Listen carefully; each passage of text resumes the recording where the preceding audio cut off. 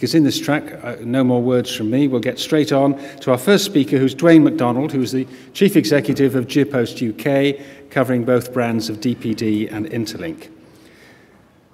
DPD, I'm told, now serves the larger B2B customers, and it's a leading provider to the telecoms, entertainment and the retail sector, whilst Interlink Express is a franchise network, primarily serving the SME sector.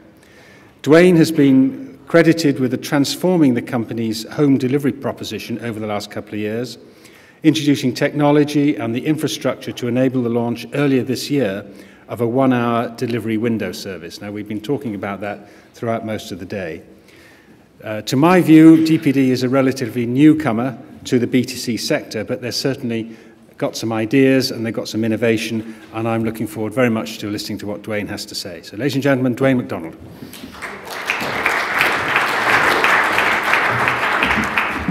Right, get myself sorted. Put the first slide on. Whoops, click that.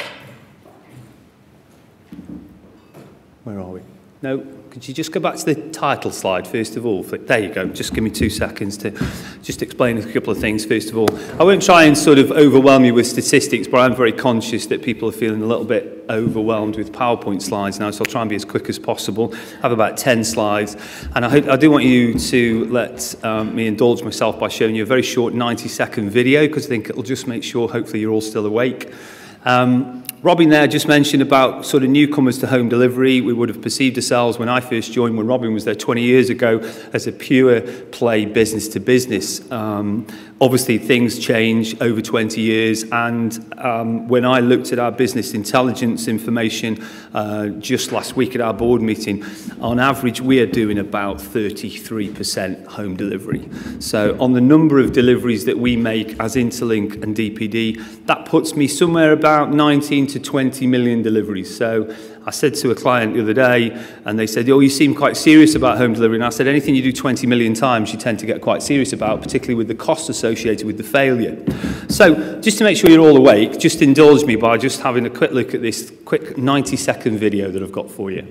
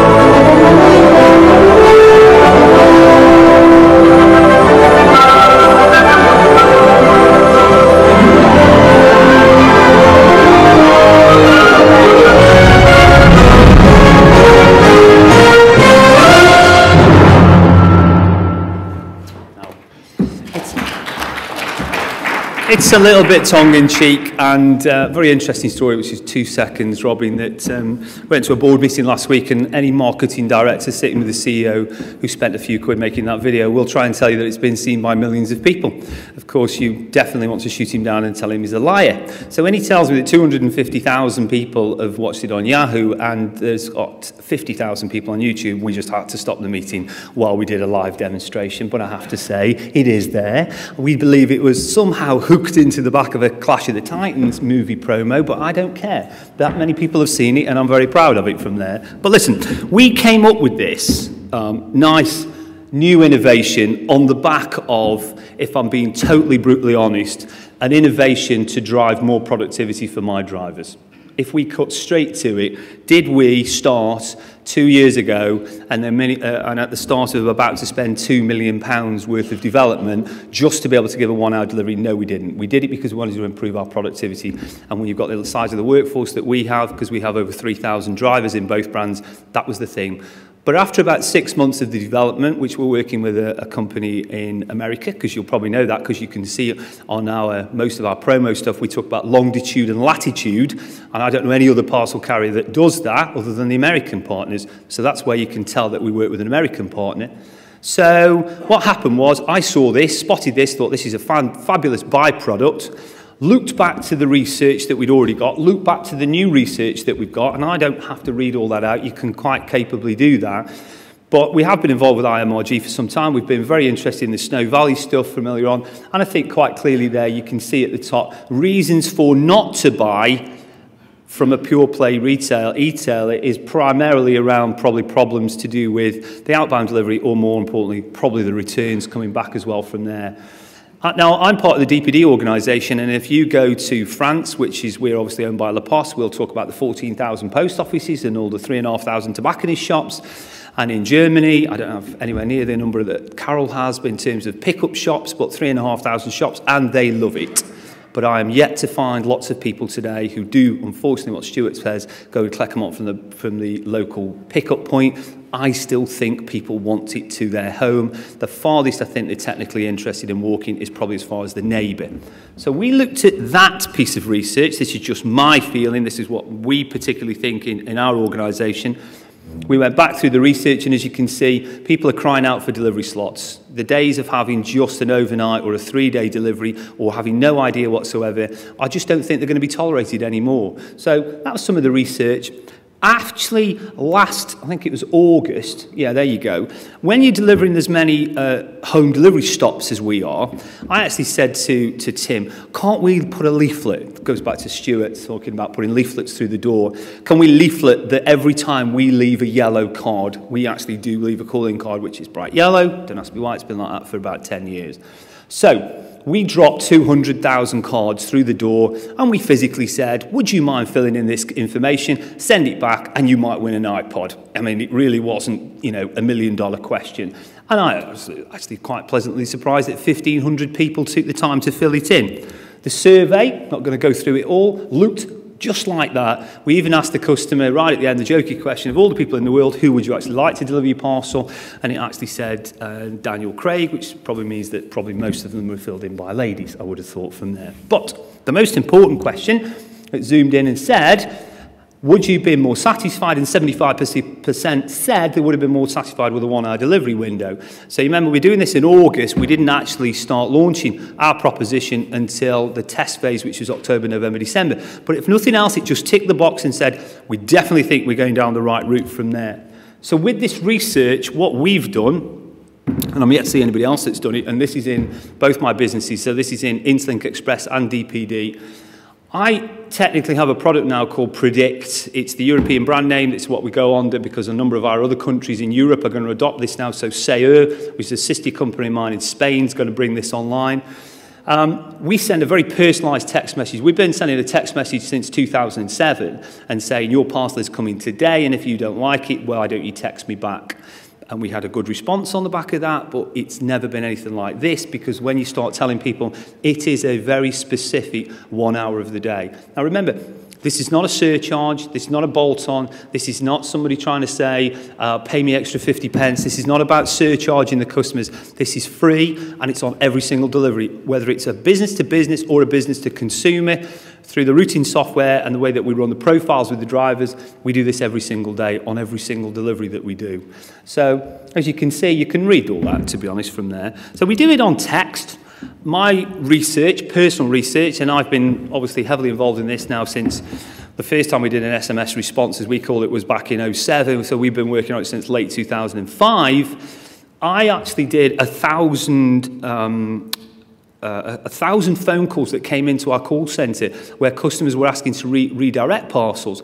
I actually asked the call centre people to ask the question, why have you not responded to my text? Because I've texted you and you've still let the parcel get late delivered. People are very protective about their mobile phones, so I don't think everybody should think that suddenly the mobile number is the answer to all our prayers, because I actually probably think that no more than maybe 30% of your customers, if I'm a retailer, with the evidence I've got, and I do work with some big retailers, probably no more than 25 to 30% of the customers will actually give up the mobile phone. They believe it's theirs, it's personal, and to be honest, that's their choice, right? So you have to look at an email option as well. So my objective is, you now as a retailer, you can give me the receiver's email address or you can give me the mobile, it doesn't matter. If you give me both, I can send both.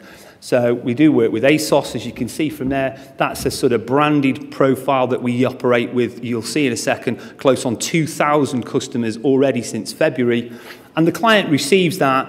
Now, of course, we can only give the 1 hour delivery in the morning because it's after you've scanned it. So we can send an original email or text the night before saying it's coming.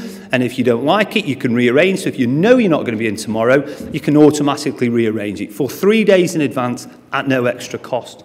So the example from there is you could go on that particular delivery, you could press change date, and you come up from there. And that's one of our Interlink clients. So for instance, this is a kiddie care, this is an online, children's, all sorts of weird and wonderful things. So anything associated with the children.